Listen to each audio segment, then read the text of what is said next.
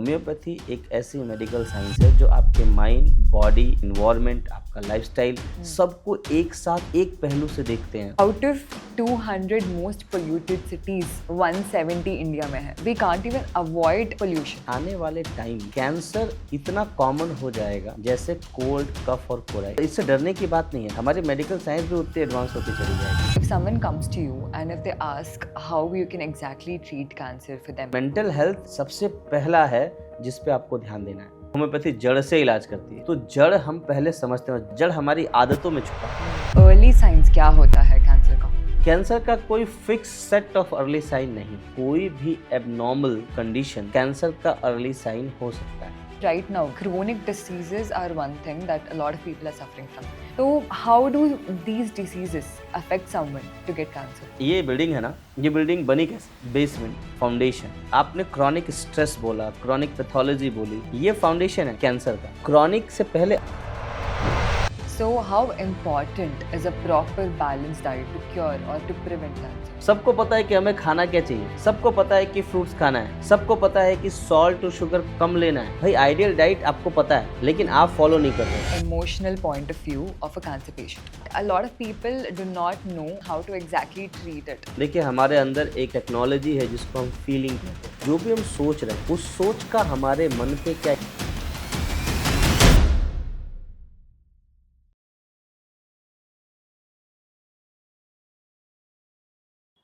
Cancer एक ऐसा बीमारी है that is the most spoken about but least known. So to know more about the cancer, today joining with us we have Dr. Gauri Shankar, a specialist in cancer treatment through homeopathy from Dr. Cancer. Hello sir, namaste. नमस्ते जी। How is Hyderabad? How is it treating you? Hyderabad बहुत अच्छा है, लोग बहुत fast हैं यहाँ के। हाँ. So सर कैंसर के बारे में नेचुरली मुझे तो बहुत ज़्यादा सवाल है माइंड में. तो पहला एक क्वेश्चन है कि how is homeopathy treating cancer? हाँ, बहुत अच्छा सवाल है आपका। और ये बहुत सारा कन्फ्यूज़न भी लोगों के दिमाग में है कि होम्योपैथी से कैंसर ठीक कैसे होता है। देखिए जितने भी मेडिकल साइंस है ना, सबके सबके ठीक करने का अपना एक रास्ता है, अपना एक प्रोसेस है। तो वैसे होम्योपैथी का भी एक प्रोसेस है, एक रास्ता है जो होम्योपैथिक वे ऑफ क्योर है। तो कोई भी बीमारी होती है, चाहे कैंसर हो, डायबिटीज़ हो, पीसीओडी हो, हर बीमारी में होम्योपैथी के थ्रू ठीक करने का एक सिस्टमेटिक बहुत साइंटिफिक पैटर्न है। बीमारी को होम्योपैथी पहले बीमारी को तो किसी एक जगह की बीमारी नहीं मानती। बीमारी अगर आपको यहाँ कैंसर अगर बाहर कोई ग्रोथ है तो वो ग्रोथ कैंसर नहीं है हमारे लिए। हम हर पेशेंट को माइंड एंड बॉडी के हिसाब से उसको इक्वली समझते हैं कि भाई कैंसर अगर है तो वो कैंसर वहाँ क्यों है, और उसका रीजन केवल फिजिकल बॉडी पे नहीं ढूंढते हैं। होम्योपैथी में हम इक्वली माइंड भी रिस्पॉन्सिबल उसके लिए होता है। तो होम्योपैथी में किसी भी पेशेंट को हम उस बीमारी के साथ उसके माइंड एंड बॉडी पे वो कौन कौन से फैक्टर थे, वो कौन कौन से फैक्टर रिस्पॉन्सिबल थे जिसने वो बीमारी दी जिसे आप कैंसर कह रहे हो। तो बीमारी कैंसर जहाँ है वहाँ दिख रहा है, उसके रूट्स आपके इमोशंस, आपकी हैबिट, आपके लाइफस्टाइल, आपका डाइट, आपका जो रेजिमेन है वहाँ छुपा हुआ है। तो इन सारे एक्सपेक्ट को एक साथ कंसीडर करके पेशेंट के रूट कॉज को समझ के उसके माइंड एंड बॉडी को एक साथ मिला के उस स्फीयर पे जाके जो रीज़न होता है उसको कंसीडर करके हम होम्योपैथी में पेशेंट का इलाज करते हैं। एक तरह से होलिस्टिक ट्रीटमेंट होता है, रूट कॉज पे जाते हैं हम। समझ गई सर। और सर जैसे आपने मेंशन किया कि एक इमोशनल बैटल से भी होता है, कैसे, मतलब how is emotional battle connected to it's not about ये it's not about cancer madam, it's about everything. Emotions and body, mind body emotions बहुत ज़्यादा रिस्पॉन्सिबल हैं। जैसे एक पढ़ा होगा आप लोगों ने कि जितना भी क्रॉनिक स्ट्रेस है, सप्रेस्ड एंगर है या अनकंट्रोल्ड इमोशंस है, ये सबसे पहले हमारी इम्यूनिटी गिराता है। और ये जब मल्टीपल टाइम होता है ना तो बॉडी की इम्यूनिटी बहुत ज़्यादा वीक हो जाती है। इसकी वजह से छोटी छोटी बीमारियां आती हैं और हम छोटी छोटी बीमारियों को समझे बिना उसको सप्रेस करते हैं एक्सटर्नल ट्रीटमेंट से। तो इन छोटी छोटी बीमारियों का सप्रेशन ही बड़ा रूप लेके कैंसर या किसी बड़ी बीमारी के रूप में आता है। जैसे अभी आपने बोला तो मैं आपको सिंपल एक छोटा सा एग्जांपल देता हूँ। मेरे पास एक पेशेंट आया, बेसिकली उसको ट्यूमर था, पिट्यूटरी ट्यूमर था इधर, और ट्यूमर इतना बड़ा हो गया था कि उसका विजन जा रहा था, ठीक है। अब मल्टीपल टाइम उसका ट्रीटमेंट हो गया, 2 बार ऑपरेशन हो गया, डॉक्टर ने कीमो रेडियो सब कुछ कर लिया, फिर भी वो ट्यूमर बढ़ रहा था। अब ऑप्शन भी नहीं था कि आगे जाके सर्जरी हो पाए या कोई और फर्दर ट्रीटमेंट हो पाए, तो मेरे पास आए वो। अब देखिए इमोशंस कितना इंपॉर्टेंट होता है। अब उनके लाइफ के पूरे एस्पेक्ट को झांक के देखा मैंने, तो उनका जो इमोशन था, उनका जो स्वाभिमान था, उनकी डिग्निटी बार बार गिराई जा रही थी। लाइफ का सिचुएशन ऐसा था। अब उस एस्पेक्ट पे ध्यान दिया गया, उस पॉइंट को होम्योपैथी से कोरिलेट किया गया। हमारे यहाँ मतलब दुनिया की पहली ऐसी मेडिकल साइंस है जहाँ पे इमोशंस को करेक्ट करने की कस्टमाइज रेमेडी है। आपका जो इमोशन है, उस इमोशंस को करेक्ट करने की रेमेडी हमारे पास है। इमोशन प्लस बॉडी को कनेक्ट करके दवाई दी गई। आज पेशेंट का विजन वापस आ गया, जो ब्लर दिखता था वो हमारे यहाँ चल के आती हैं। पहले उनको 2 लोग पकड़ के लाते थे, और इमोशनली बिल्कुल अब धीरे धीरे उन्होंने अपने इमोशंस को कंट्रोल करना सीख लिया। चूँकि कीमोथेरेपी, रेडियोथेरेपी के बाद लाइफ की जितने भी फिजियोलॉजिकल प्रोसेस थे, फीमेल लगभग 36 ईयर की थी, उनके मेंसेस 2 साल से नहीं आ रहे थे, अभी रेगुलर मेंसेस आने लगे, सारे इमोशंस वापस आ गए। तो ऐसा कुछ नहीं किया हमने होम्योपैथी के हिसाब से उनके इमोशन का सेपरेशन कहाँ था, उसको हैंडल करने के लिए वो कौन सी चीज़ें थी जो उनको अपने लाइफ में करनी थी, और उधर मेडिसिनल सपोर्ट दिया गया। तो इमोशंस बहुत इंपॉर्टेंट है। जैसे हम और आप सब लोग हैं, कहते हैं इमोशंस का फिजिकल से क्या रिलेशनशिप है फिजिकल बॉडी से। जब हम एंगर होते हैं तो हमारे मसल्स रिलैक्स होते हैं कि कॉन्स्ट्रिक्ट होते हैं, बताइए। तो किसने करा है? उस इमोशन ने। जब हमें किसी से जब किसी को देख के गुस्सा आता है, या जब किसी ने हमें हर्ट किया और हमें रोना आता है, तो वो जो आंसू आते हैं उसके पीछे रीजन क्या होता है? ब्रेन स्टिमुलेट करता है वो रीजन, तो इमोशन होता है ना। बिना इमोशन के टीयर्स आते हैं, बिना इमोशंस के एंगर आते हैं, बिना इमोशंस के क्या हम अपने काम को कर पाते हैं? हर दिन इमोशंस हमारे लाइफ में एक क्रूशियल रोल प्ले करता है। जैसे सिक्के के 2 पहलू होते हैं ना, तो माइंड और इमोशन, माइंड और बॉडी भी सिक्के के 2 पहलू की तरह है। एक दिखता नहीं है लेकिन उसके पीछे रिस्पॉन्सिबल वही होता है, और आज बीमारी में भी वही चल रहा है। हर बीमारी के साथ यही कहानी है। इट्स नॉट अबाउट कैंसर, किसी भी बीमारी के पीछे एक कस्टमाइज सेट ऑफ इमोशन होता है।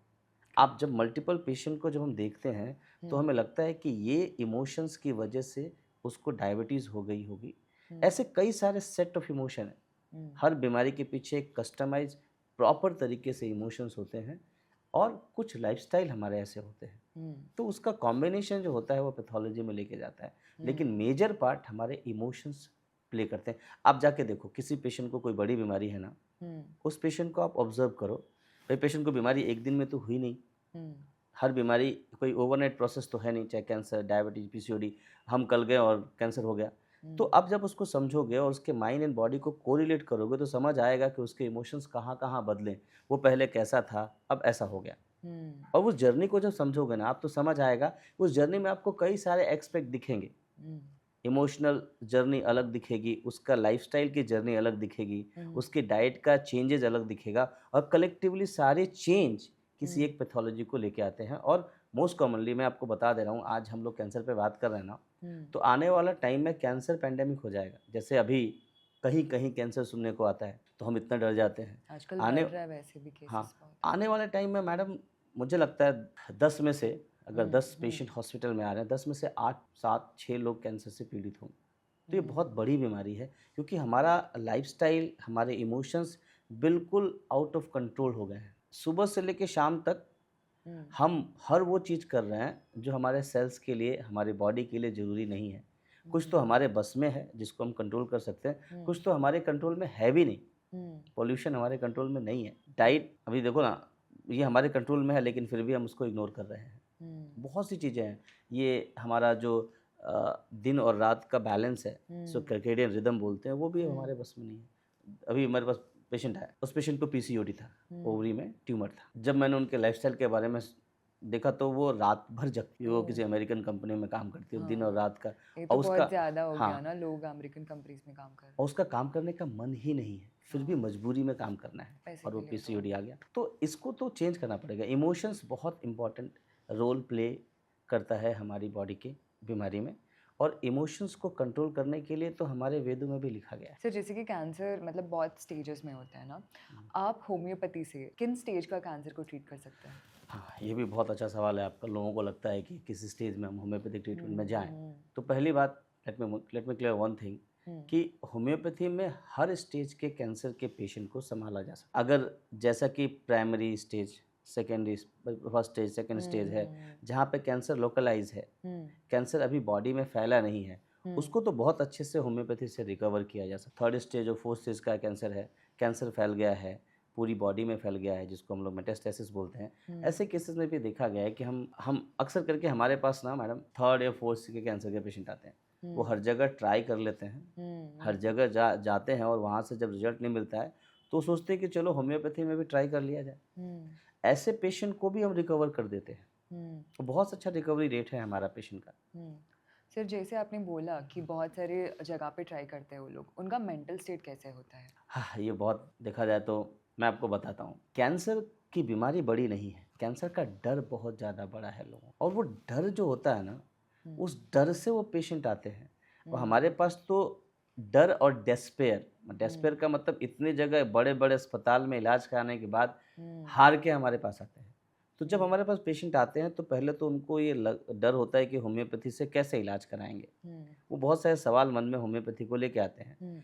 दूसरा जो उनका होता है कि अब सब कुछ तो कर लिया, अब एक होम्योपैथी भी है, इसको भी करके देखते हैं इससे क्या होता है। तो ये 2 सवाल जो होते हैं ना, मैक्सिमम टाइम हमारा पेशेंट के साथ इसी सवाल को सॉल्व करने में जाता है। देखिए, किसी भी इलाज को जब तक आप एक्सेप्ट नहीं करोगे तब तक वो ट्रीटमेंट सही से काम नहीं करता। तो उनको समझाना पड़ता है, और डर बहुत ज़्यादा होता है, उस डर को दूर करना होता है। और मज़ेदार बात क्या है कि हमारे यहाँ आपके पास जो भी डर है, जैसा भी डर है, उस डर को ठीक करने की दवाइयाँ हैं हमारे यहाँ। इमोशंस को कंट्रोल कर सकते हैं हम दवाई से, प्लस पेशेंट का होलिस्टिक अप्रोच, हम पेशेंट के पूरे के पूरे लाइफस्टाइल को समझते हैं, उसके साथ जो हो रहा है उस पैथोलॉजी को समझ के उसके हिसाब से उसका मेडिकेशन देते हैं, और पेशेंट धीरे धीरे रिकवर हो जाता है। आज जितने भी पेशेंट हमारे पास आते हैं ना मैम, सब कन्फ्यूज़न और डर के स्टेट में आते हैं। सर, कीमोथेरेपी, रेडिएशन थेरेपी और सर्जरीज, ये सब तो हम सबको पता है, पर क्यों लोग होम्योपैथी को नहीं देखते in the initial stage when they think about cancer? ये क्यों, मतलब इतना कम अवेयरनेस है लोगों को? होम्योपैथी का अवेयरनेस कम क्यों है? क्योंकि अभी भी होम्योपैथिक एक्सपेक्ट को लोग वही समझ रहे हैं कि ये मीठी गोली है, सर्दी जुकाम बुखार या डायरिया डिसेंट्री ही ठीक होता है इससे, ऐसा कॉन्सेप्ट है मन में। देखिए, होम्योपैथी एक एडवांस मेडिकल साइंस है। होम्योपैथी के जो फाउंडर थे मास्टर हनीमैन, वो एमबीबीएस एमडी उस समय थे। उस इंसान के थॉट प्रोसेस से होम्योपैथी आई। होम्योपैथी में हर स्टेज में हर पैथोलॉजी को ठीक करने का एक सिस्टमेटिक पैटर्न है हमारे यहाँ। अभी लोगों को जानकारी नहीं है, क्योंकि लोग अभी भी, उनके दिमाग में ये इमेज है बाहर के अस्पताल को देख के या गवर्नमेंट हमारी है उनको देख के, उनको लगता है कि अभी भी उनका इलाज उधर ही छुपा हुआ है। ऐसा नहीं है कि प्राइमरी डिफेंस में वो इलाज नहीं करा सकते हैं, लेकिन यहाँ पे कई रास्ते हैं। होम्योपैथी की सबसे अच्छी बात क्या है मैडम, कि अगर कोई पेशेंट की सर्जरी हो चुकी है या सर्जरी कराने भी जा रहा है, कीमोथेरेपी ले रहा है या रेडियोथेरेपी ले रहा है, इन सारे ट्रीटमेंट के साथ वो होम्योपैथिक इलाज अच्छे से ले सकता है। होम्योपैथी हर स्टेज में उनकी हेल्प करेंगी। धीरे धीरे क्या होता है, जैसे उनका ट्रीटमेंट आगे बढ़ता है और जैसे जैसे डिपेंडेंसी दवाइयों की कम होती जाती है, वैसे वैसे होम्योपैथिक दवाइयाँ हम थोड़ा बढ़ाते जाते हैं, और एक समय के बाद उन मेडिसिन से उसको छुटकारा मिल जाता है पेशेंट को, और फिर हम होम्योपैथिक दवाई भी धीरे धीरे कम कर सकते हैं। ऐसा नहीं है कि आप कीमोथेरेपी ले रहे हो, रेडियोथेरेपी ले रहे हो तो होम्योपैथी का इलाज नहीं कर सकते। ठीक, और बहुत सारे ऐसे मिथ हैं होम्योपैथी के जो फैलाई गई हैं, वो सारे के सारे मिथ को समझना है लोगों को, कि होम्योपैथी में लोग स्टीरॉयड देते हैं, ऐसा कुछ नहीं है। होम्योपैथी में हम पेन किलर देते हैं, या होम्योपैथी में बहुत सारे लोग कहते हैं कि होम्योपैथी का इलाज जो होता है वो केवल छोटी छोटी बीमारियों के लिए है। मैंने 13 साल के प्रैक्टिस में इतने बड़े बड़े केसेस ठीक किए हैं, और सब होम्योपैथी से ठीक हुए हैं। तो लोगों को पता ही नहीं है, लोगों के पास अवेयरनेस ही नहीं है होम्योपैथी की। होम्योपैथी एक ऐसी मेडिकल साइंस है जो आपके माइंड, बॉडी, आपका इन्वायरमेंट, आपका लाइफस्टाइल, सबको एक साथ एक पहलू से देखते हैं। कोई स्पेसिफिक इलाज किसी चीज़ का हम नहीं करते हैं, हम आपके mind, body, genesis of disease हर चीज़ को इक्वली इम्पोर्टेंस दे के आपका इलाज करते हैं। और ये इलाज इतना कारगर है कि अगर आपने शुरुआत से ही छोटी बीमारी को भी इम्पोर्टेंस दिया और छोटी बीमारी बड़ी बीमारी सबका अगर होम्योपैथिक पैटर्न से इलाज कराया तो फ्यूचर में कभी इतनी बड़ी बीमारी होती भी नहीं, सिस्टमेटिकली अगर आप जाते हो तो। क्योंकि बीमारी है क्या, बीमारी को कहते हैं डिसईज है, मतलब बीमारी है और वो बीमारी आपको ईज में नहीं रख रही है। तो सबसे पहले तो आपको समझना चाहिए ना कि आपको क्या हो रहा है, ज़्यादा दिन आप मेडिसिन लो। जब आप बीमारी को समझते हो तो आपको पता चलता है कि हाँ मुझे ये बीमारी हुई है और इस बीमारी के पीछे ये फैक्टर रिस्पॉन्सिबल है। अब उस फैक्टर को समझ के उसको दूर करना ये ज़्यादा वैलिड है कि उस फैक्टर को वहाँ रहने देना और दवाई लेके पेन को कम कर देना। तो ये अवेयरनेस जाना है लोगों में। और होम्योपैथी का सबसे बेहतरीन पहलू ये है कि हम पहले आपको आपकी बीमारी से अवगत कराते हैं, आपको आपकी बीमारी बताते हैं कि देखो आपको ये परेशानी है और इस परेशानी का कारण केवल आपका डाइट नहीं है, केवल आपका लाइफस्टाइल नहीं है, आपका इमोशन भी है और आपके इन्वायरमेंट में ये फैक्टर हैं जो उस इमोशन को ट्रिगर कर रहे हैं। तो हमें कंप्लीटली पता चलता है कि हाँ हम बीमार हैं तो हमारे बीमारी के पीछे ये कॉज रिस्पॉन्सिबल है। और अगर हमने उस कॉज को ही खत्म कर दिया तो बीमारी तो धीरे धीरे अपने आप ठीक हो जानी है, उसके लिए कोई एग्रेसिव मेथड अपनाने की जरूरत ही नहीं है। लेकिन लोग ये बात नहीं समझते हैं। आज लाइफ बहुत फास्ट हो गई है ना प्रत्युषा जी, पेन किलर लेके दर्द को कम करना वो ज़्यादा वैलिड है रादर देन उस दर्द को समझना। और वो ना एग्जैक्टली और वो ना समझी जो होती है उसे ही हम सप्रेशंस कहते हैं। फॉस्ट सोल्यूशन की वजह से टाइम के साथ एक बड़ी परेशानी खड़ी हो जाती है और वो बड़ी परेशानी फिर लाइफ लॉन्ग लगती है, जिसे हम लाइफस्टाइल डिजीजेस कहते हैं। और कैंसर भी उनमें से एक है। जैसे आपने मेंशन किया था डॉक्टर, तो पहले like if someone is taking chemotherapy or radiation therapy, उन सबके साथ साथ can they take homeo as well? Definitely वो ले सकता है। Will it be effective? 100% effective. मेरे पास जितने पेशेंट हैं आज जिनको मैं देखता हूँ और जिनको मैं देख रहा हूँ 90% कीमोथेरेपी रेडियोथेरेपी के साथ आते हैं। और वो मेडिसिन इतनी इफेक्टिव है कि जितने भी एडवर्स कंडीशंस होते हैं उस मेडिकेशंस के उसका भी बहुत अच्छे से होम्योपैथी में इलाज है, प्लस उसकी बीमारी, दोनों को एक साथ कलेक्टिवली देख के हम उनका इलाज करते हैं। Does over usage of medicines, like how you mentioned, suppression of a disease, will that be a reason for cancer? अगर आज हम कैंसर के रीज़न की बात करें ना, बड़ा अच्छा सवाल है आपका कि कैंसर का कारण क्या है, what is the root cause of cancer. तो ये लोगों को समझना है, कैंसर का कारण कोई एक नहीं है, मल्टीपल एस्पेक्ट हैं। उसमें से सबसे बड़ा पहलू ओवर मेडिकेशन है। और ओवर मेडिकेशन क्यों है? क्योंकि ईजिली अवेलेबल है। आज हर एक परेशानी के लिए हमारे पास दवाई है और उस दवाई, पहले बुखार होता था तो मम्मी काढ़ा पिलाती थी और आज पैरासीटामोल देती हैं। क्यों? क्योंकि इजीली वो फीवर चला जाता है। लेकिन ये आने वाले टाइम में ना धीरे धीरे धीरे धीरे धीरे, जैसे कोई दीवार कमज़ोर है, उस दीवार को रिकवर ना करके उस पर वॉलपेपर चिपका देंगे तो क्या होगा? At the end, वॉल तो वीक ही है ना, लेकिन सामने से क्या लग रहा है वॉल, ओह कितना बढ़िया है, ईंट वाला वॉलपेपर चिपका दिया कि मजबूत है। फिर क्या होगा? एक समय के बाद वो दीवार तो गिरेगी ना।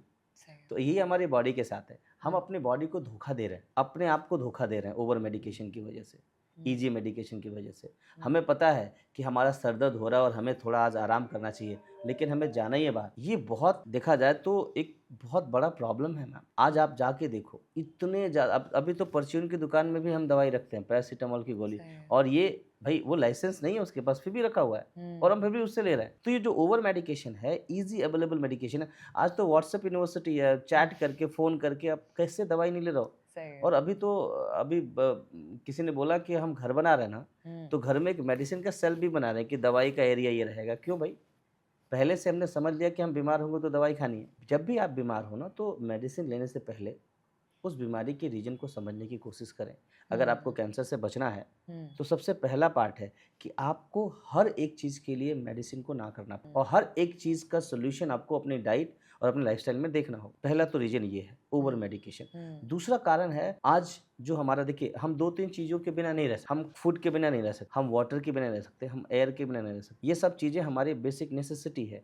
तो कैंसर कोई एलियन थिंग्स नहीं है कि बाहर से आया और आपको हो गया। वो आपकी इन्हीं चीज़ों में इरेगुलरिटी की वजह से होती है। फूड देखिए कितना ईजिली अवेलेबल है, ठीक है, हमें हर चीज़ बहुत आसानी से मिल जा रहा है। हमारी बॉडी में 2 चीज़ें हमारी बॉडी के लिए रिस्पॉन्सिबल भी हैं, मतलब हमारे लाइफ के लिए रिस्पॉन्सिबल भी हैं, लेकिन वो 2 फूड जो होता है हमारी बॉडी के लिए डेंजरस भी है। एक्सेसिव यूज़ ऑफ शुगर, हर जगह शुगर है आज। और इससे कहते हैं शुगर क्या होता है, बॉडी के सेल्स के लिए जरूरी होता है और शुगर से बॉडी के सेल्स जो होते हैं वो ग्रो करते हैं, एनर्जी मिलती है। तो अब एक्सेसिव शुगर अब होगा तो ज़्यादा ग्रो होता है। और आज देखा जाए तो बहुत सारे इस पे थेरेपीज भी हैं कि बॉडी में शुगर कम कर देने से सेल्स का ग्रोथ कम हो जाता है, या इंटरमिटेंट फास्टिंग कहते हैं इसको हम लोग। तो पहली बात तो over use of sugar and salt, ये दो बहुत बड़ी चीज़ है जिसकी वजह से बीमारी हो रही है। और ये हर जगह है। आपको पता है, आपके नमकीन जो हम लोग जिसको हम सॉल्टी समझते हैं उसमें भी शुगर डालते हैं वो लोग, हर जगह शुगर है। तो पहले तो शुगर को थोड़ा कम करना पड़ेगा। Deep fried item, artificial processed meat, आजकल तो मीट भी आर्टिफिशियली प्रोसेस्ड हो रहा है, और कई दिनों का फ्रीज्ड और प्रोसेस्ड फूड। ये एक अभी आप देख लो, घर जाते थे हम लोग तो पहले गुड़ से, अब गुड़ देते थे हम लोग, आज क्या मिलता है? चॉकलेट। और वो क्या है? प्रोसेस्ड फूड है, डीप फ्राइड आइटम। आजकल ये जो कॉस्मेटिक, ये जो आजकल वो जो कॉस्मेटिक चीज़ें होती हैं जिसको हम लगाते हैं, सनस्क्रीन और ये सब चीज़ें, ये भी कहीं ना कहीं हमें हमारे सारे के सारे स्वेट पोर्स को बंद करता है, और आगे जाके फ्यूचर में कैंसर होने के चांसेस हो जाते हैं। आज पोल्यूशन है, रेडिएशन है। रेडिएशन इज़ नॉट कि मैं आपको सनलाइट की रेडिएशन, वो तो फिर भी चलो ठीक है, लेकिन ये जो हाथ में लेके घूम रहे हैं ना हम लोग, ये बहुत बड़ा एक रीज़न है हमारी बॉडी में बीमारी का। तो किसी भी बड़ी बीमारी को बड़ी चीज़ नहीं क्रिएट करती है, बड़ी बीमारी को वो छोटी छोटी चीज़ें जो हमारी लाइफ के लिए रिक्वायर्ड है, उसको हम जब इग्नोर करते हैं तो छोटी छोटी चीज़ें बड़ा होकर कलेक्टिवली एक बड़ी बीमारी का रूप ले लेती है। और हमें ना समझ आता है जब कि यार इतनी छोटी चीज़ से इतनी बड़ी बीमारी हो गई, ऐसा कैसे हो सकता है। कभी कभी कुछ लोग होते हैं जिनके घर में एक बंदा स्मोक कर रहा होता है, उसे कुछ नहीं होता है, लेकिन दूसरा बंदा जो उसके एक्सपोजर में आता है उसको कैंसर हो जाता है। मतलब as you are talking about cancer, मतलब स्मोकिंग एंड एवरीथिंग, जैसे कि right now if you see out of 200 most polluted cities in the world, 170 India में है। तो it's we can't even avoid pollution. तो इस टाइम पे क्या कर सकते हैं हम? अभी बहुत अच्छा बात, तो अभी इंडिया में जितना कैंसर का पेशेंट है ना, अभी आने वाले टाइम में दुनिया में नंबर 1 हो जाएगा ये कैंसर के। अभी दो ही जगह बहुत ज़्यादा कैंसर के पेशेंट हैं, एक अमेरिका में, दूसरा इंडिया। और आने वाले जो प्रोडिक्शंस हैं उसमें इंडिया नंबर 1 होने वाला है कैंसर के लिए। तो रीज़न तो यही है, और क्या। अगर हमारे पास पोल्यूशन ज़्यादा है तो हमारे पास बीमारी ज़्यादा है। तो अगर आपको पोल्यूशन को अवॉइड करना है तो ये आप बीमारी से बच सकते हैं।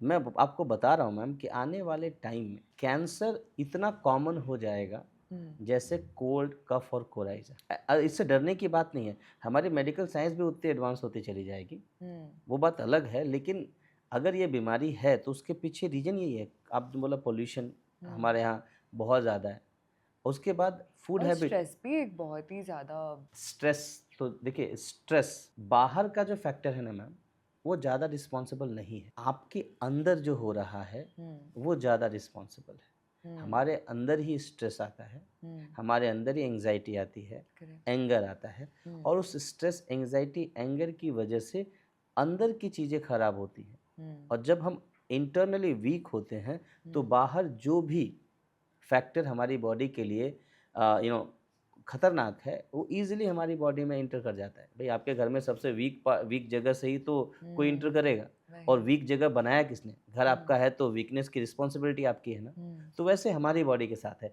Stress, anxiety, suppressed anger, back biting, cruelty, inhumanity, ये इतना बढ़ गया है।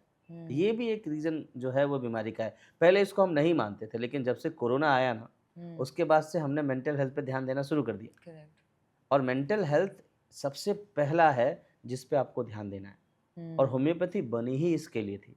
मास्टर हनीमैन ने पूरी की पूरी होम्योपैथी को मेंटल हेल्थ पे सेंटर किया। कहा कि पहले मेंटल हेल्थ को ठीक करेंगे, अगर मेंटल हेल्थ ठीक होता है तो अपने आप फिजिकल हेल्थ रिकवर हो जाता है। और वो जब जैसे आप खुश होती है तो क्या होता है? सब कुछ ठीक लगता है। और जब आप उदास होती हैं तो बॉडी अलग होती है क्या आपकी? भाई खुश होते तो भी हमारी बॉडी, हमारे हार्ट, लंग्स सब एक जगह पे हैं, और अगर हम एंग्री हो गए तो भी एक जगह पे है। तो एंगर में स्ट्रेस क्यों आता है, हेडेक क्यों आता है, पेन क्यों आता है? बॉडी तो वही थी ना।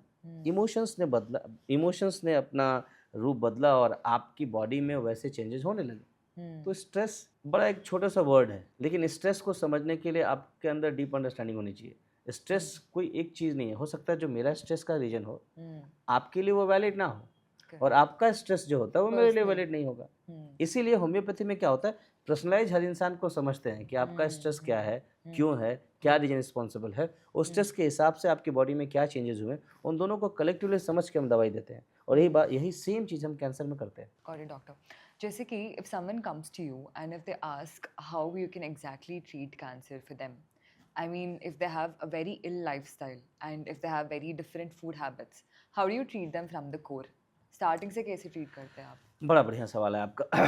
हमारे पास कोई पेशेंट आया, मैं आपको होम्योपैथिक अप्रोच बताता हूँ, हम्म, कैसे हम उसको ठीक करते हैं। हम्म, तो सबसे पहला स्टेप हमारा होता है, उस पेशेंट के हम हिस्ट्री लेते हैं। जब हम हिस्ट्री ले रहे होते हैं, बड़ा पार्ट हमारा होता है जिसको हम लोग केस टेकिंग कहते हैं, और ये होम्योपैथी की आइडेंटिटी है। हम्म, इसमें क्या करते हैं, पेशेंट के साथ पहले बैठते हैं हम्म, और उसकी पैथोलॉजी को समझते हैं। हम्म, पैथोलॉजी के साथ उसके पूरे लाइफ एक्सपेक्ट को समझते हैं। हम्म, उसका माइंड टू बॉडी जितने भी प्रोसेसेस हैं, जितने भी फिजियोलॉजिकल एक्टिविटी है, हम हर एक एक्टिविटी पे वन बाय वन उसका इन्वेस्टिगेशन करते हैं। हम्म, उसका रिस्पायरेशन कैसा है, हम्म, उसका जीआईटी हैबिट कैसा है, उसकी डाइट, उसका रेजिमेन, उसका डिज़ायर, उसका एवर्जन, हम्म, उसका यूरिनेशन, उसका मोशन, हम्म, उसका एक उसका बिहेवियर, हर एक चीज़ को कलेक्टिवली हम समझते हैं और इसमें सबसे ज़्यादा समय लगता है। और जैसे आपने बोला इल हैबिट है उसकी, तो उसको भी समझेंगे। फिर उसके इमोशंस पे जाते हैं। हम्म, इमोशंस पे उसके लाइफ एस्पेक्ट को देखते हैं। हम्म, बचपन में कैसा था, हम्म, उसके उसकी इच्छाएं क्या थी, हम्म, उसके एम्बिशंस क्या थे, उसके हम्म, डिज़ायर्स क्या थे, वो सारे एम्बिशंस को समझते हैं। हम्म, फिर उसके बाद उसका ऑक्यूपेशन क्या है, उस हम्म, ऑक्यूपेशन का स्ट्रेस क्या है, हम्म, उसका सोशल डोमेस्टिक रिलेशनशिप क्या है, उसमें कौन सी परेशानी आ रही है, हम्म, ठीक है, उसका सेक्सुअल फंक्शंस कैसा है। ये सारी चीज़ों को धीरे धीरे धीरे समझ के हम एक इमेज बनाते हैं पहले। हम्म, उस इमेज को पोर्ट्रेट ऑफ डिजीज़ कहते हैं। हम्म, उस इमेज को बनाने के बाद हम देखते हैं कि हाँ, जो नॉर्मल लाइफस्टाइल होनी चाहिए, हम्म, उस नॉर्मल लाइफस्टाइल में वो कौन सी चीज़ें हैं जो उसकी नॉर्मल लाइफस्टाइल को एबनॉर्मल करके किसी एक डिजीज़ का हम्म, एक डिजीज़ कंडीशंस क्रिएट किया है।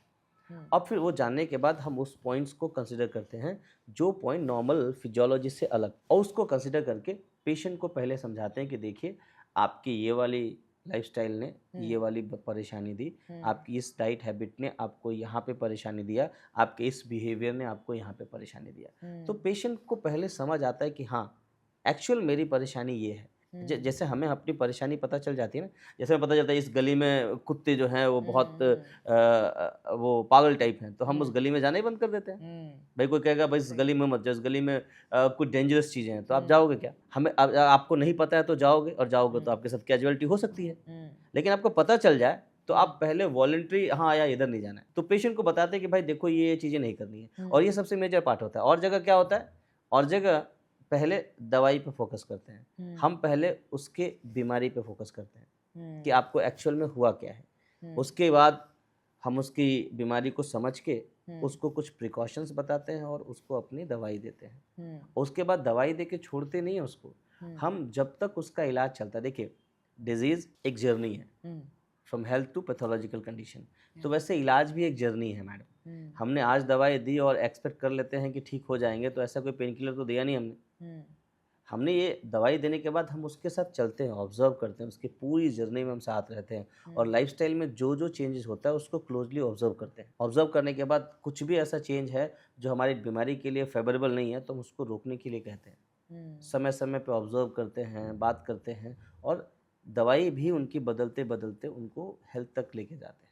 ये पूरा का पूरा प्रोसेस होता है होम्योपैथी में। हम पहले आपकी बीमारी समझेंगे और उस बीमारी के हिसाब से, उस डिजीज़ के हिसाब से आपके साथ वो चेंजेस लाते हैं, और आप धीरे धीरे ठीक होते जाते हैं। ये तरीका पूरा होता है जिसको हम लोग कंप्लीट ट्रीटमेंट कहते हैं, होलिस्टिक ट्रीटमेंट कहते हैं। जो एक बड़ी कहावत है होम्योपैथी में, कहा गया कि होम्योपैथी रूट कॉज पे, या होम्योपैथी जड़ से इलाज करती है। Correct. तो जड़ हम पहले समझते हैं। जड़ कहीं छुपा नहीं होता, जड़ हमारी आदतों में छुपा होता है, हमारे इमोशंस में छुपा होता है। तो उस इमोशंस को, उस लाइफस्टाइल को, उस इन्वायरमेंटल कंडीशंस को समझ के आपको दवाई देते हैं और आप ठीक भी हो जाते हैं, क्योंकि यही सही तरीका है ठीक करने का।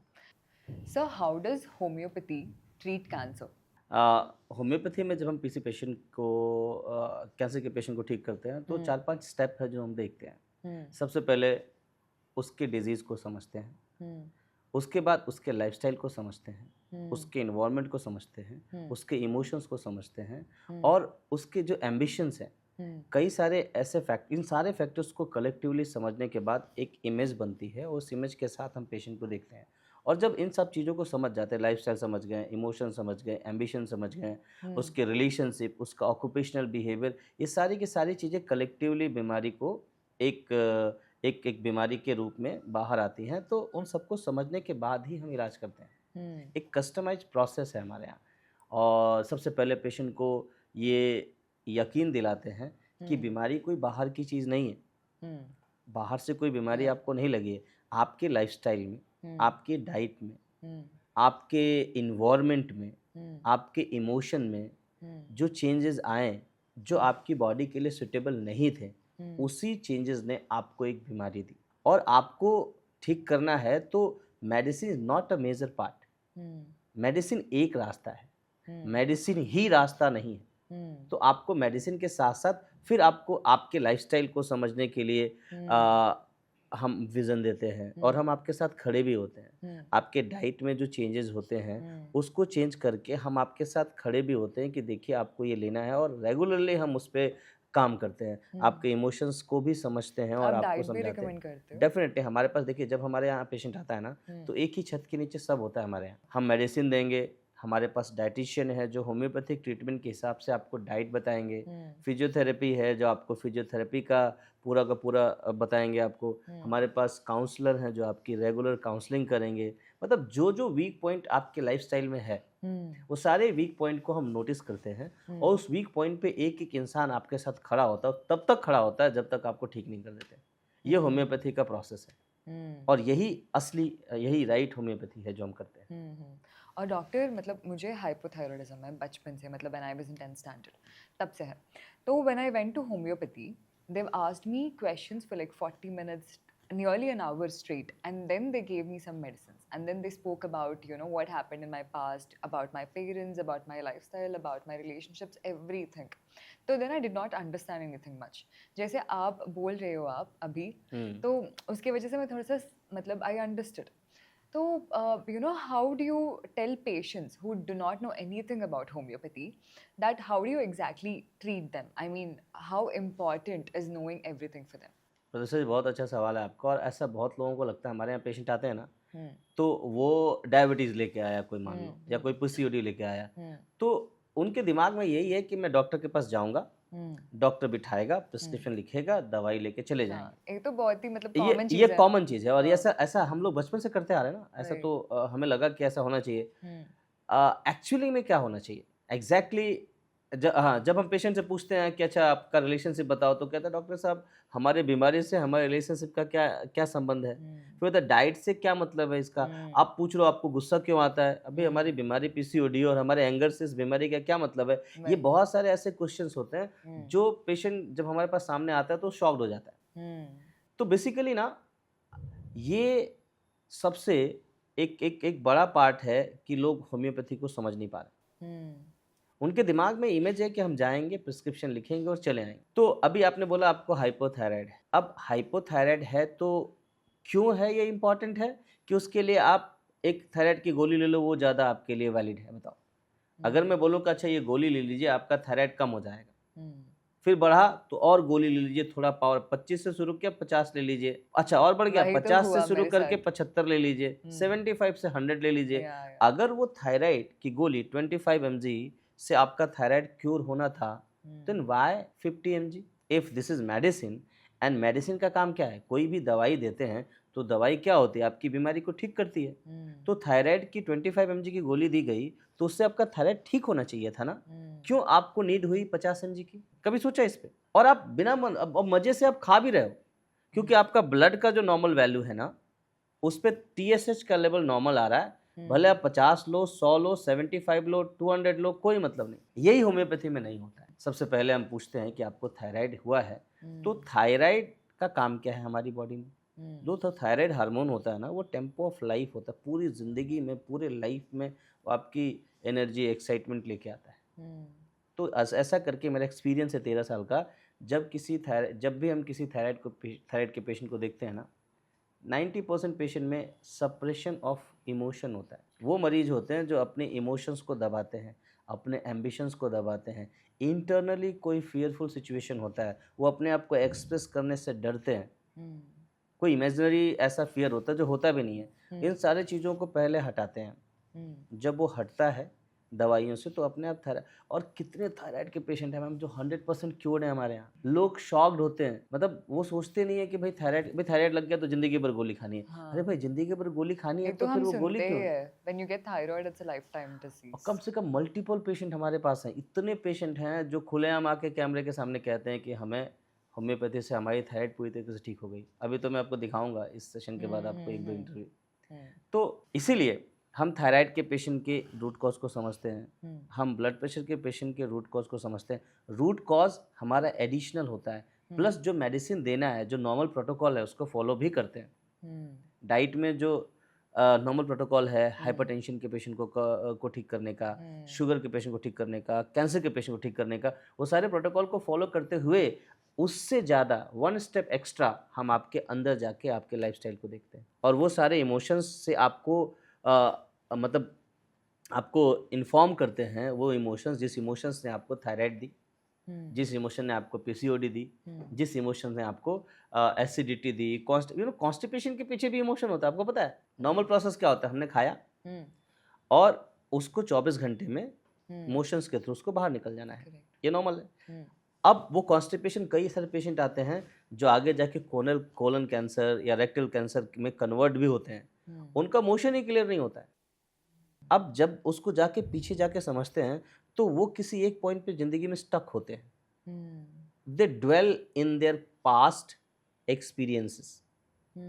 ऐसा क्यों कर दिया, उसने ऐसा किया तो क्या हुआ? वो ज़िंदगी ना स्टक हो जाती है उनकी एक जगह। वही होता है, वो भी इमोशंस वही होता है। सिंपल डायनेमिसिटी लाइफ की ख़त्म हो जाती है। लाइफ में जो एक्साइटमेंट होना चाहिए, लाइफ में जो एनर्जी होनी चाहिए, वो ख़त्म हो जाता है। उसकी वजह से सब कुछ स्टैग्नेंट होता है और फिर वो स्टैग्नेंसी धीरे धीरे धीरे क्रॉनिक कॉन्स्टिपेशन में चेंज होता है। अब चूंकि कॉन्स्टिपेशन क्या है, मोशंस में टॉक्सिन्स रिलीज होने चाहिए, वो जब नहीं रिलीज होते तो किसी एक पार्ट पे वो कोलन या रेक्टम कैंसर का पार्ट हो जाता है, पूरा का पूरा कैंसर वहाँ से स्टार्ट होता है। ऐसे हर एक इमोशंस के स्टक होने के लिए हर एक ऑर्गन हमारे बॉडी में एक एक ऑर्गन रिस्पॉन्सिबल है। पीसीओडी, इसके कैंसर बहुत आ रहे हैं आजकल, सर्विक्स के कैंसर बहुत आते हैं, ब्रेस्ट के कैंसर बहुत आते हैं हमारे पास, माउथ कैंसर बहुत आते हैं। और आप सरप्राइजली जान के ये शॉक्ड हो जाओगे कि हर कैंसर के पीछे कोई ना कोई एक फिक्स इमोशन होता है। उस इमोशंस को जानना ज़रूरी है, और वही इमोशंस को जानना पहला। दूसरा, उसके लाइफस्टाइल में वो कौन से चेंजेस हुए, उसकी डाइट। हर जगह बार बार मैं आपको यही बात बोल रहा हूँ, बीमारी बाहर की चीज़ नहीं है, बीमारी अंदर की चीज़ है। अब बाहर से आप कितना भी एक्सरे करा लो, सीटी स्कैन करा लो, एमआरआई करा लो, वो बताएगा कि ये बीमारी है। जैसे अभी मैं सुबह ही आपसे बात कर रहा था, मान लीजिए यहाँ मुझे एक ट्यूमर हो गया और वो ट्यूमर एक्स्ट्रा ग्रोथ है हमारी बॉडी का, और वो ट्यूमर आगे जाके कैंसर में चेंज हो गया। जब वो ट्यूमर हुआ तो उस ट्यूमर के लिए रिस्पॉन्सिबल कौन था? उस ट्यूमर को ब्लड किसका हार्ट दे रहा था, ग्लूकोज किसका बॉडी दे रहा था, ऑक्सीजन किसकी बॉडी दे रही थी? जब आपकी बॉडी ये बीमारी के लिए जितने भी नॉर्मल रिक्वायरमेंट पूरा कर रही है, तो कैसे ये बीमारी बाहर की हो गई? कैसे इसे बाहर से कट कर दिया जाए? इसको ठीक करने के दो रास्ते हैं। एक, सर्जरी कर देना। दूसरा, वो सारे के सारे एसेंशियल सप्लाई जो हमारी खुद की बॉडी से कर रही है, उस एसेंशियल सप्लाई को अगर हम रोक दें तो क्या किसी सर्जरी की ज़रूरत है? तो एसेंशियल सप्लाई रुकेगी कैसे? उसके लिए आपको अपने अंदर जाके झांकना पड़ेगा कि आखिर क्या नीड हुई बॉडी की, क्यों देना पड़ा। जब ये सब आप समझते हैं तब जाके आप अपने आप इस ट्यूमर को ठीक कर सकते हैं। सिंपल सा फंडा है, मैं अक्सर अपने पेशेंट को कहता हूँ, बॉडी ने बीमारी क्रिएट करी है तो बॉडी ही बीमारी ठीक कर सकती है। बस आपको अपनी बॉडी को समझना पड़ेगा। जैसे डॉक्टर हम कैंसर के टॉपिक पे बात करें तो जैसे कि अर्ली साइंस क्या होता है कैंसर का? हाँ, बहुत फिर से आपका बहुत अच्छा सवाल है, और ये लोगों को पता भी होना चाहिए कि कैंसर के अर्ली सही। साइन क्या होते हैं। हम्म, तो let me clear one thing Pratiksha ji, cancer का कोई fix set of early sign नहीं है। हमारी बॉडी में जितने भी सिस्टम हैं, हम्म, हर सिस्टम पे कोई भी एबनॉर्मल हम्म, कंडीशन हम्म, कैंसर का अर्ली साइन हो सकता है। तो ओके, मेजरली जो बड़े बड़े सिस्टम हमारी बॉडी के हैं, हम्म, जैसे रेस्पायरेटरी सिस्टम है, हम्म, सांस लेने में दिक्कत हो रही है, हम्म, गले में खराश हो रही है, हम्म, आपको हॉर्सनेस ऑफ कुछ भी ऐसा इरिटेशन हो रहा है, हम्म, तो आपको याद रखना, इरिटेशन किसी भी बॉडी के किसी भी पार्ट में पहला इंडिकेशन है कैंसर का। माइंड का इरिटेशन हो चाहे बॉडी का इरिटेशन हो। हम्म, कॉन्स्टिपेशन, भाई रोज हम रोज हम्म, खाना खाएंगे हम्म, और रोज हमारा मोशन होगा, हम्म, तो उस एक नॉर्मल प्रोसेस में अगर कोई भी चीज़ बार बार आ रही है हम्म, और उसका रीज़न आपको पता नहीं चल रहा है, हम्म, आपको लग रहा है यार सब कुछ तो नॉर्मल है, आखिर क्यों ये हो रहा है, correct, वो एक कॉज हो सकता है कैंसर का। हम्म, अगर कहीं बॉडी पे कोई ग्रोथ है हम्म, और उस ग्रोथ का रीज़न आपको पता नहीं चल रहा है, हम्म, वो एक रीजन हो सकता है कैंसर का। कहीं हम्म, पे कोई एबनॉर्मल सेंसेशन है, हम्म, मान लो आपको थ्रोट में रोज आपको पेन हो रहा है, हम्म, आपकी आवाज़ बदल रही है, हो सकता है आने वाले टाइम में आपको थ्रोट कैंसर हो जाए। हम्म, आपको सॉलो करने में दिक्कत हो रही है, हम्म, पहले नॉर्मली हो जाया करता था, अब बहुत दिक्कत हो रही है, जो भी खा रहे हो इधर फंस जा रहा है, हो सकता है आपको इसोफेगल कैंसर हो सकता है। हम्म, तो कोई भी चीज़ अगर 2 दिन 4 दिन 10 दिन हम्म, हो रही है, 1 महीने तक हो रही है आपको, और उसका रीजन आप आइडेंटिफाई नहीं कर पा रहे हो, तो ये पहला रीजन है कि आपको कैंसर हो सकता है। हम्म, आपका वेट हम्म, सडनली गिर रहा है, आप हम्म, कहीं कोई डाइट प्लान नहीं कर रहे हो, कोई एक्सरसाइज नहीं कर रहे हो, हम्म, लेकिन आपका वेट सडनली गिर रहा है, हम्म, हो सकता है ये कैंसर का एक रीजन हो सकता got है। it, ठीक है, आपके स्किन में एबनॉर्मल चेंजेस आने लगे, हम्म, स्किन डल होने लगा, हम्म, या स्किन पे मल्टीपल स्पॉट्स आने लगे, हम्म, ये रीजन हो सकता है कैंसर का। तो देखिए, हम्म, कैंसर का कोई अभी तक कोई एक स्पेसिफिक पैटर्न नहीं आया कि हाँ ये स्पेसिफिक पैटर्न है, ये चीज़ें हैं तो ये कैंसर में कन्वर्ट हो सकता है। हम्म, कैंसर क्या होता है कि ये कभी भी हो सकता है, हम्म, किसी भी वक्त आपके पास आ सकता है, ऐसा लोग कहते हैं, हम्म, लेकिन ये सच्चाई नहीं है मैडम।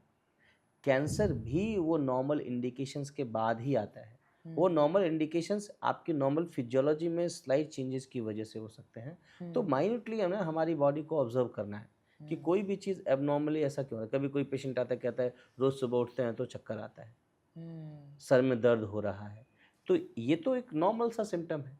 हम्म, बट अगर ये रेगुलर फैशन में है तो you need to be Got it. Investigate yourself with And doctor, जैसे कि right now chronic diseases are one thing that a lot of people are suffering from.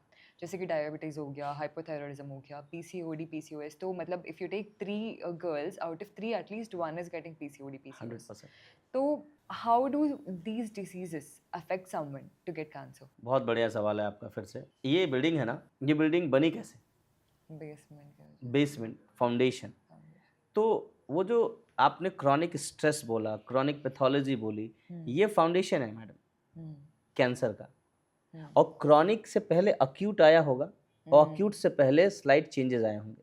हम्म, तो अगर किसी भी कैंसर को अगर कैटेगराइज करते हैं हम, मान लो कैंसर फुल फ्लेज्ड है, उसके पीछे क्रॉनिक डिजीज होगी, उसके पीछे अक्यूट डिजीज होगी, उसके पीछे स्लाइट अल्टरेशन होगी। हम्म, तो स्लाइट अल्टरेशन के अपने इंडिकेशंस हैं, वो भी मैंने बताया आपको। जीआईटी में आपको कॉन्स्टिपेशन बार बार हो रहा है, आपको एसिड बार बार हो रहा है, तो ये जीआईटी में जो हमारा माउथ टू रेक्टम का जो प्रोसेस है, वो उसके स्लाइट अल्टरेशन, उसको अगर इग्नोर करेंगे तो अक्यूट डिजीज आएंगे, उसको इग्नोर करेंगे तो क्रॉनिक चेंज होगा, और क्रॉनिक पैथोलॉजी को इग्नोर करते हैं तो क्या चेंज हो जाता है फिर वो कैंसर में। जैसे पीसीओएस है या पीसीओडी है, पीसीओडी का सबसे पहला इंडिकेशन क्या रहा होगा?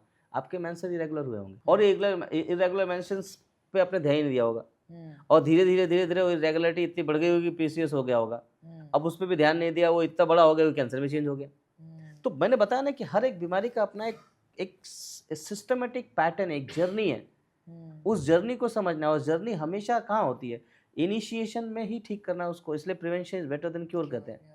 तो जितना भी क्रॉनिक बीमारी का नाम ले रही है ना, वो क्रॉनिक बीमारी से पहले उनकी जर्नी रहती है।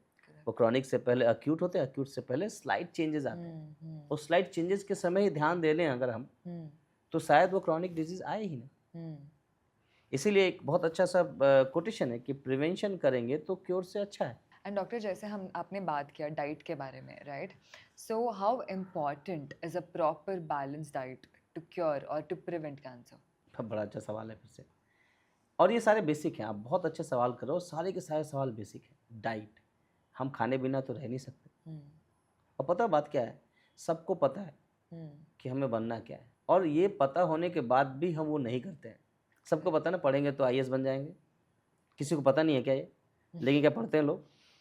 तो सबको पता है कि आइडियल डाइट क्या है, सबको पता है कि हमें खाना क्या चाहिए, सबको पता है कि फ्रूट्स खाना है, सबको पता है कि सॉल्ट और शुगर कम लेना है, सबको पता है कि स्मोकी अल्कोहल नहीं लेना है। पर डॉक्टर, जैसे आप बोल रही हो मतलब शुगर्स के बारे में एंड ऑल, शुगर तो मतलब even when we eat rice, rice में भी शुगर्स होता है, मतलब ग्लूकोज का लेवल्स तो सब में होता है। तो can we distinguish between like good sugars and bad sugars? What should we take and what we shouldn't? Definitely, sugar means simply, मैं आपको ये कहना चाह रहा हूँ कि कोई भी आर्टिफिशियल प्रोसेस शुगर नहीं लेना। आर्टिफिशियल शुगर जैसे जूसेस पीना है हमको, तो एक होता है कि फ्रेश फ्रूट लिया, जूस निकाला, पी लिया। एक होता है कि बड़े बड़े कंपनियां हैं जिनका नाम मैं नहीं ले सकता, प्रोसेस्ड फूड जूस, वो जूस जाके देखो और अपना जूस देखो जो हम निकालते हैं, दोनों में कितना डिफरेंस है। शुगर लेना है आपको, लो आप, लेकिन गन्ने का रस भी तो होता है, गुड़ भी तो होता है, वो तो नेचुरल है ना। तो क्यों हम अननेचुरल शुगर लें? शुगर का मतलब है कि नेचुरल शुगर अपनी बॉडी में डालो आप, अननेचुरल शुगर मत डालो। सॉल्ट का अपना एक फिक्स, जब जाओगे तो डाइट में फिक्स वैल्यू है, उससे ज़्यादा शुगर और सॉल्ट नहीं लेना है। हर एक चीज़ डाइट का अपना एक नॉर्मल वैल्यू है, उससे ज़्यादा नहीं लेना है। आज हम अननेसेसरी ले रहे हैं। मैंने बोला ना कि हमको सब पता है। अच्छा बताओ, किसको पता है कि स्मोकिंग से कैंसर नहीं होता है? किसको नहीं पता है बताओ? नहीं। लेकिन गली में जाओगे तो दिखेगा ना, सबको पता है अल्कोहल से कैंसर क्रिएट होता है। लेकिन आज देखो, Hyderabad is the one of the, अब मैं शाम को निकल रहा था तो बगल में डेयरी था और बगल में अल्कोहल की शॉप थी, और भीड़ किधर लगी थी आप सोच लो। क्या है, बगल में जूस कॉर्नर है, लेकिन भीड़ कहाँ लगी है? सबको पता है एक्सेसिव टी कॉफी नहीं लेना होता है, लेकिन देखो रात को नुक्कड़ पे क्या है। मैंने बोला ना कि हमको सब पता है, लेकिन हम जान के अनजान बन रहे हैं। और फिर फिर हम पूछते हैं कि आइडियल डाइट क्या है बताइए। भाई आइडियल डाइट आपको पता है, लेकिन आप फॉलो नहीं कर रहे हो, और जब कोई बड़ी बीमारी होती है तो आप उसको फॉलो करते हो। और मज़ेदार बात क्या होती है, जैसे ही डाइट फॉलो करते हैं आप ठीक भी हो जाते हैं। तो क्या नहीं पता, पता से आप बताओ किसको क्या नहीं पता है? सब पता है सबको क्या करना है। इतने रील्स बन रहे हैं, इतने वीडियो बन रहे हैं, सब diet diet diet diet diet चिल्ला चिल्ला के बोलते हैं, और हम फॉलो नहीं करते। तो ये आज के ज़माने में कहना कि हमको आइडियल डाइट नहीं पता है, ये बेवकूफ़ी है। सबको पता है। दो तीन चीज़ें छोड़ दीजिए ना, स्मोकिंग छोड़ दीजिए, अल्कोहल छोड़ दीजिए, एक्सेसिव ऑयल छोड़ दीजिए, एक्सेसिव सॉल्ट छोड़ दीजिए, स्वीट छोड़ दीजिए, अपने आप ठीक हो जाओगे। तो डाइट बहुत इंपॉर्टेंट है और बहुत ज़्यादा इग्नोर्ड है। And so let's talk about the emotional point of view of a cancer patient. जैसे कि लोग जब कैंसर से मतलब डायग्नोज हो जाते हो, they'll be very scared. They'll think that this is the end of their life. But a lot of people do not know, you know, how much to be aware of it and how to exactly treat it, right? आप क्या बोलना चाहते हो उन सबको? देखिए, emotion एक बहुत बड़ा फैंटेसी वर्ड है, और रियलिटी भी इमोशन में छुपा हुआ है।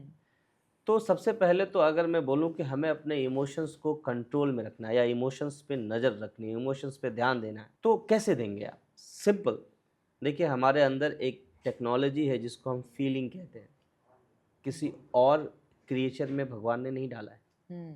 फीलिंग क्या होता है कि जो भी हम सोच रहे हैं, उस सोच का हमारे मन पे क्या इफेक्ट पड़ रहा है, उस थॉट प्रोसेस से हम खुश हो रहे हैं, या उस थॉट प्रोसेस से हम डर रहे हैं, उस थॉट प्रोसेस से हम गुस्सा हो रहे हैं, या उससे हमें एंग्जाइटी आ रही है। अब ये आपको अपने अंदर देखना है। भाई आपके थॉट ने आपको हैप्पीनेस दी तो वो गुड थॉट है, वो गुड इमोशन है। और आपके थॉट ने आपके अंदर फियर पैदा किया तो वो कैसे है? बैड इमोशन है। और ये मैं नहीं बता सकता आपके लिए, ये आप और सबको पता होता है कि किस चीज़ से हमको खुशी मिल रही है और किस से हमें दर्द मिल रहा है। तो ये आपको अपनी और ये टेक्नोलॉजी भगवान ने हर इंसान के अंदर भर दी है, तो ये टेक्नोलॉजी आपको यूज़ करना है एवरी डे। अब कैंसर के पेशेंट डर के साथ आते हैं, तो जितना डरना है ना, एक दिन डर लीजिए, उसके बाद आप उसके सोल्यूशन पे ध्यान दीजिए। आपका दिमाग उसके सोल्यूशन पे भी उतना ही एक्टिवली काम करेगा जितना डर पे काम कर रहा था। आप देखो, तो जितने भी कैंसर के पेशेंट हैं जिनके मन में ये डर है कि अब लाइफ का क्या होगा, वो एक दिन सोच लो, 2 दिन सोच लो, हर दिन सोचोगे तो लाइफ का क्या होगा वो आपका बॉडी बताएगा। लेकिन उसके उल्टा सोचो, कितने सारे कैंसर पेशेंट थे जो रिकवर होते हैं। करेक्ट। अभी कल ही मैं पेशेंट से जूम पे बात कर रहा था, उसको पता है ये थ्रोट का कैंसर है, लेकिन वो रो नहीं रहा है, उदास नहीं हो रहा है कि डॉक्टर साहब मुझे पता है कि मैं ठीक हो जाऊंगा। अब उससे पहले मैं कैंसर पेशेंट देखा जिसको अभी कैंसर हुआ ही नहीं है, प्रोस्टेट में स्वेलिंग आ गई, उसका पीएसए थोड़ा बढ़ गया, तो डॉक्टर ने कहा कि माइट भी ये कैंसर हो सकता है, तो इसके लिए बायोप्सी पे जाते हैं। अब उतने पे वो मेरे पास इतना रो रहा था कि, और बहुत बड़े पोस्ट पे थे वो, इतना रो रहे हैं, मैं क्यों रो रहे हो? डॉक्टर साहब कैंसर हो जाएगा तो ये होगा वो होगा, ऐसा सुना है वैसा सुना है। हमने कहा हुआ क्या आपको? बोला अभी तो हुआ नहीं है, तो रो क्यों रहे हो?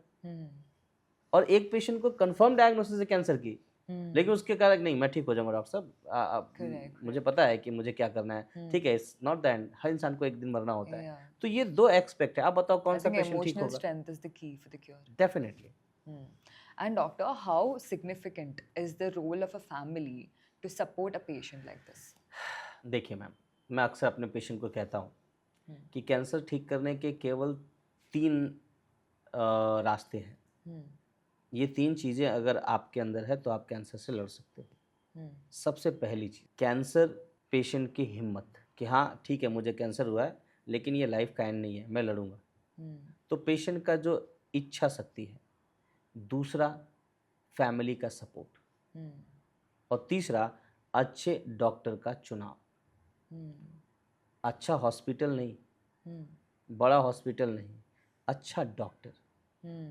अगर आपने अच्छे डॉक्टर को चुना है, आपके अंदर जज्बा है कि मैं लड़ूंगा अपनी बीमारी से, मुझे जीना है, और आपकी फैमिली का सपोर्ट है, ये 3 चीज़ ही फाउंडेशन बनाते हैं कैंसर के क्योर का। क्योंकि ये 3 चीज़ अगर नहीं होगी तो कोई भी पेशेंट कैंसर से लड़ नहीं सकता।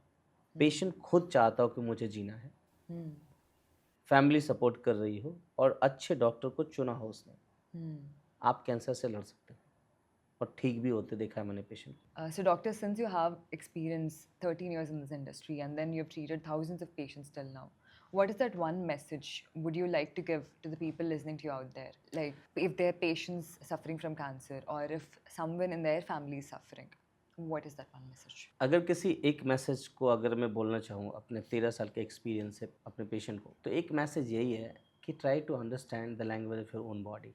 This is the only message to everyone कि try to understand the language of your own body. आप अपने शरीर के लैंग्वेज को समझिए। हमारा बॉडी उसी वक्त हमें सिम्टम देता है जब उसे परेशानी होती है। हम दुनिया को समझने का दावा तो करते हैं, लेकिन अपने बॉडी को, अपने फीलिंग को, अपने एक्सपीरियंसेस को समझते नहीं है। जब कभी भी हम कुछ गलत खाते हैं ना मैडम, तो हमारा जीआईटी हमें बोलता है बस कर यार। जब कभी भी हम ऐसे पॉल्यूशन में एक्सपोज होते हैं ना, तो हमारा स्किन कहता है कि अब बस करो, हमारा ब्रेन कहता है कि रहने दो।